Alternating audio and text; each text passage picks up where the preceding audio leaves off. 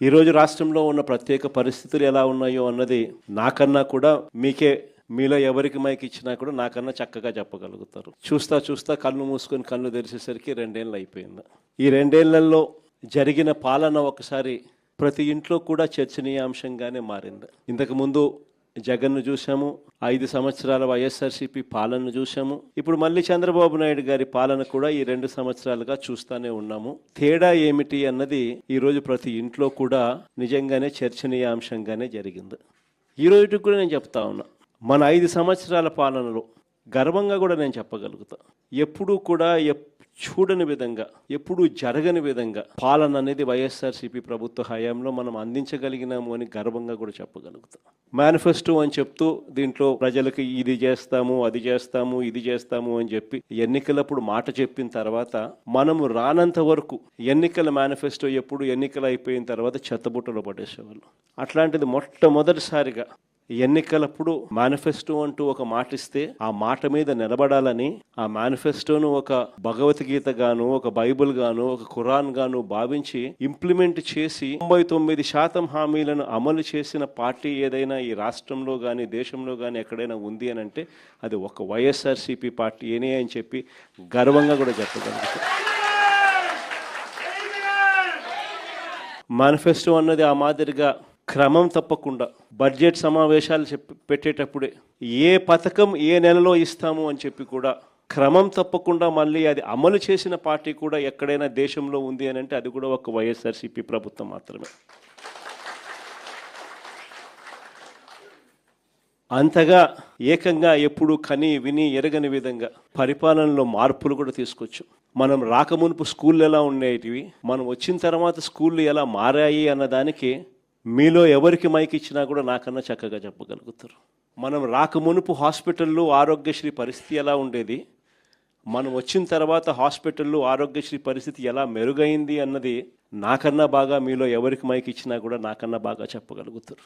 మనం రాకమునుపు వ్యవసాయం అన్నది రైతు ఎన్నెన్ని ఇబ్బందులు పడతామో పారదర్శకంగా ఎలా ఇంటి వద్దకే వచ్చాయి, పాలన అన్నది మన ఇంటి వద్దకు వచ్చి మన తలుపు తట్టి మనల్ని ఏ రకంగా ఆలింగనం చేసుకుంది అన్నది మీలో ఎవరికి మైక్ ఇచ్చినా కూడా పరిపాలనలో వైఎస్ఆర్సీపీ ప్రభుత్వ పరిపాలన గురించి నాకన్నా చక్కగా మీరే చెప్పగలుగుతారు. ఇన్ని గొప్ప గొప్ప మార్పులు తీసుకొని రాగలిగిన విద్యారంగం అయితేనేమి, వ్యవసాయ రంగం అయితేనేమి, వైద్య రంగం అయితేనేమి, పాలన ఇంటి వద్దకే తీసుకొచ్చే పరిస్థితులు అయితేనేమి, ఆడవాళ్లకు భద్రత కల్పించే దిశ యాప్ అంటే తీసుకొచ్చి తోడుగా నిలబడడం అయితేనేమి, ప్రతి గ్రామంలోనే ఒక మహిళా కానిస్టేబుల్ గ్రామ సచివాలయంలో ఉండడం అయితేనేమి, ఆడవాళ్లకు భద్రత అయితేనేమి, చివరికి మన గిరిజన ప్రాంతాల అభివృద్ధి అయితేనేమి, ఎప్పుడు చూడని విధంగా గిరిజన ప్రాంతాలకు సంబంధించి కూడా అభివృద్ధి కూడా అదే మాదిరిగా జరిగింది.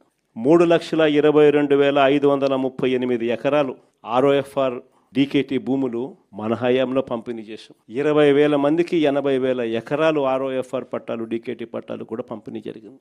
రాష్ట్రంలో ఎప్పుడు జరగని విధంగా 17 మెడికల్ కాలేజీలు కన్సీవ్ చేస్తే ఒక్క మన ప్రాంతంలోనే పాడేరులో, పార్వతీపురంలో, ఏజెన్సీ ప్రాంతానికి ముఖద్వారమైన నర్సీపట్నంలో 3 మెడికల్ కాలేజీలు కేవలం మన ట్రైబల్ ప్రాంతాల్లో మన ప్రజలకు మంచి జరగాలని చెప్పి ఆరాటంతో తీసుకురావడం జరిగింది.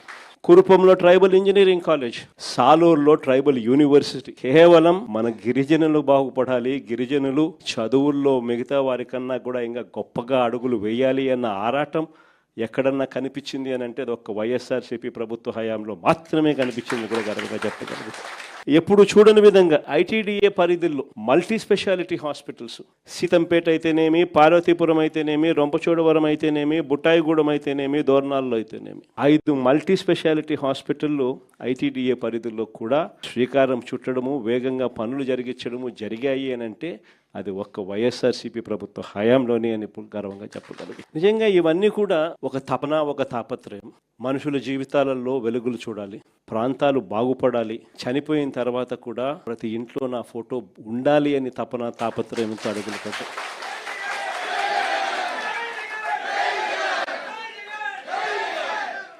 కానీ ఈ 2 సంవత్సరాలు చంద్రబాబు నాయుడు గారి పాలన కూడా చూసాం.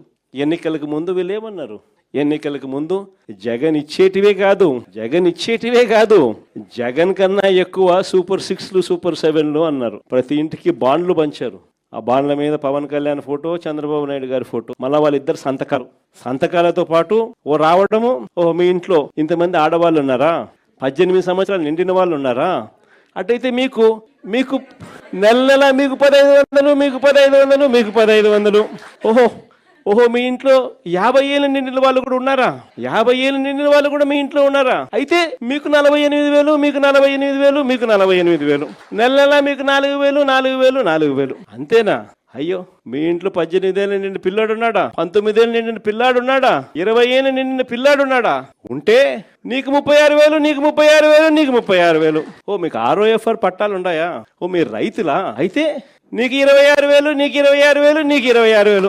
ఇలా మనం ఏమన్నా చేసేదానికన్నా కూడా మూడింతలు ఎక్కువ. ఈ మాదిరిగా ప్రతి ఇంటికి కూడా వెళ్ళి బాండ్ల రూపంలో బాండ్లు పెట్టి వాళ్ళ మేనిఫెస్టో చూపించి ఈ మాదిరిగా ఒక పద్ధతి ప్రకారం ఎన్నికలు జరిగించారు మోసం చేస్తూ. ఎన్నికలు అయిపోయాయి, 2 సంవత్సరాలు అయిపోయింది. ఈ 2 సంవత్సరాల తర్వాత పరిస్థితి ఏమిటి అని చూస్తే ఈ రోజు 18 ఏళ్ళు నిండిన ప్రతి అమ్మాయికి, ప్రతి అక్కకు, ప్రతి చెల్లెమ్మకు నెలకు 1,500 రూపాయలు చొప్పున, సంవత్సరానికి 18,000 చొప్పున, 2 ఏళ్లకు ఇప్పటికే 36,000 బాకీ. పిల్లలందరికీ నెలకు 3,000 రూపాయలు చొప్పున, సంవత్సరానికి 36,000 చొప్పున, ఈ 2 ఏళ్లలో 72,000 ప్రతి పిల్లాడికి నిరుద్యోగ భృతి కింద బాకీ. 50 ఏళ్ళు నిండిన ప్రతి అక్క చెల్లెమ్మకు ఈ 2 ఏళ్లలో నెలకు 4,000 రూపాయలు చొప్పున, సంవత్సరానికి 48,000 లెక్కన, ఈ 2 ఏళ్లలో 96,000 బాకీ. ఇక అమ్మఒడి గురించి నేను చెప్పాల్సిన పనుల. మొదటి సంవత్సరం ఎగరగొట్టేసినారు, రూపాయిలే. 2వ సంవత్సరం 20 లక్షల మంది పిల్లలకు ఎగరగొట్టేసినారు. మిగిలిన వాళ్లకు కొంతమందికి 9,000, కొంతమందికి 8,000, కొంతమందికి 10,000, కొంతమందికి మాత్రం 13,000. రైతు భరోసా గురించి 2 ఏళ్లలో ఇవ్వాల్సింది పిఎం కిసాన్ కాక 20,000 ఇస్తానని చెప్పి అప్పుడు చెప్పాడు. అన్నదాత సుఖీభవ అని పేరు పెట్టాడు. 2 ఏళ్లలో ఇవ్వాల్సింది 20,000, 20,000, 40,000 అన్నదాత సుఖీభవ కింద. 2 ఏళ్లకు కలిపి ఇచ్చింది కేవలం 14,000, బాకీ 26,000. ఇలా ప్రతి అడుగులోనూ కూడా గ్యాస్ సిలిండర్ల విషయంలో కూడా ఇప్పటికి గ్యాస్ సిలిండర్లు దాదాపుగా 2 ఏళ్ళ కలిపి 6 సిలిండర్లు ఇచ్చింది. ఎంత అంటే 2, అది కూడా అందరికీ ఇచ్చింది లేదు. ఈ మాదిరిగా ప్రతి ఇంట్లో కూడా చంద్రబాబు నాయుడు గారికి, ఆ కూటమి ప్రభుత్వానికి ఎందుకు ఓటేసాము, జగన్ను ఎందుకు పోగొట్టుకున్నాము, వైఎస్ఆర్ కాంగ్రెస్ పార్టీని ఎందుకు పోగొట్టుకున్నాము అనే చర్చ ఈరోజు ప్రతి ఇంట్లో కూడా సాగుతుంది. అందుకే చెప్తా ఉన్నా, చూస్తా కన్ను మూసుకొని తెరిచేసరికి 2 ఏళ్ళు అయిపోయింది. దేవుడు దయ వల్ల ఉన్నది ఇంకా 3 ఏళ్ళే. ఆ 3 ఏళ్లలో కూడా ఇంకొకటిన్నర సంవత్సరం కన్నా పోతే నా పాదయాత్ర కూడా స్టార్ట్ అయిపోతుంది.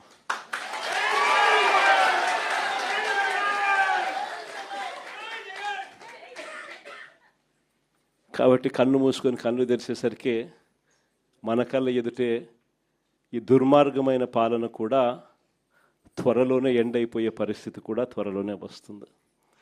నేను మీ అందరితో కూడా కోరేది ఒకటే, అన్యాయమైన పాలన చూస్తూ ఉన్నాం. ఎవరైనా కూడా ఈ విషయాల మీద చంద్రబాబు నాయుడు గారిని గట్టిగా ఎవరైనా ప్రశ్నిస్తే వెంటనే వాళ్ళ మీద కేసులు, దొంగ కేసులు, దొంగ సాక్ష్యాలు, అన్నీ కూడా విపరీతమైన హెరాస్మెంట్. ఇటువంటి రెడ్ బుక్ రాజ్యాంగం కూడా చూస్తూ ఉన్నాం. ఇలాంటి పరిస్థితుల నేపథ్యంలో మీ అందరినీ కూడా కోరేది ఒకటే, ఏదైనా కూడా ఒక చీకటి అన్నది వీగిపోవాల్సిందే. ఉన్నది టెంపరీగా కొంతకాలం మాత్రమే ఉంటుంది. ఆ తర్వాత వెలుగు రాక తప్పదు, పగటిపూట సూర్యుడు ఖచ్చితంగా ప్రకాశింపక తప్పదు అన్నది మాత్రం ఖచ్చితంగా గుర్తుపెట్టుకోండి. ఈ జరగబోయే ఇక కేవలం ఉన్న ఈ నెక్స్ట్ 2 ఏళ్ల పాటు, ఆ తర్వాత ఎట్టాగో ఎలక్షన్ ఇయరే, ఈ 2 ఏళ్ల పాటు పార్టీని నడిపించే బాధ్యత, పార్టీని బలంగా ప్రజల్లోకి తీసుకొని పోయే బాధ్యత, పార్టీ తరపున గట్టిగా నిలబడాల్సిన బాధ్యత, పార్టీ తరపున గట్టిగా పోరాడాల్సిన బాధ్యత, మరీ ముఖ్యంగా ప్రజల తరపున, బాధితులైన ప్రజల తరపున అండగా నిలబడాల్సిన బాధ్యత మీ అందరి భుజస్కంధాల మీద ఉంది అన్నది దయచేసి ఎవరు కూడా మర్చిపోవద్దని చెప్తాను. మీ అందరితో కూడా నేను చెప్పేది ఒకటి, రేపొద్దున వైఎస్ఆర్సీపీ పార్టీ వచ్చిన తర్వాత, అధికారంలోకి వచ్చిన తర్వాత, జగన్ 2.0 స్టార్ట్ అయిన తర్వాత ఈసారి మాత్రం కార్యకర్తలను అందరికన్నా బాగా చూసుకుంటానని మాత్రం ఖచ్చితంగా చెప్తాను. కానీ ఈసారి మాత్రం ప్రతి సంక్షేమ కార్యక్రమం కూడా మీ ఆధ్వర్యంలోనే, మీ చేతులతోనే జరిగిస్తానని కూడా చెప్తాను. కానీ మీ అందరికీ కూడా ఒకటే రిక్వెస్ట్ కూడా చేస్తాను, మీ అందరికీ కూడా ఒకటే కూడా రిక్వెస్ట్ కూడా చేస్తాను, ఎప్పుడైనా కూడా పేదవాడికి మాత్రం మనం తోడుగా ఉండాలి అన్నది మాత్రం ఎప్పుడూ కూడా గుర్తు పెట్టుకోండి అని చెప్పి మాత్రమే రిక్వెస్ట్ చేస్తాను. అది మాత్రమే నేను మిమ్మల్ని అందరినీ ఖచ్చితంగా కోరుతా. ఖచ్చితంగా అక్కడ మాత్రం అండగా ఉండండి, అక్కడ మాత్రం తోడుగా ఉండండి. మిగతా అన్ని విషయాలలో నేను మీకు తోడుగా ఉంటాను.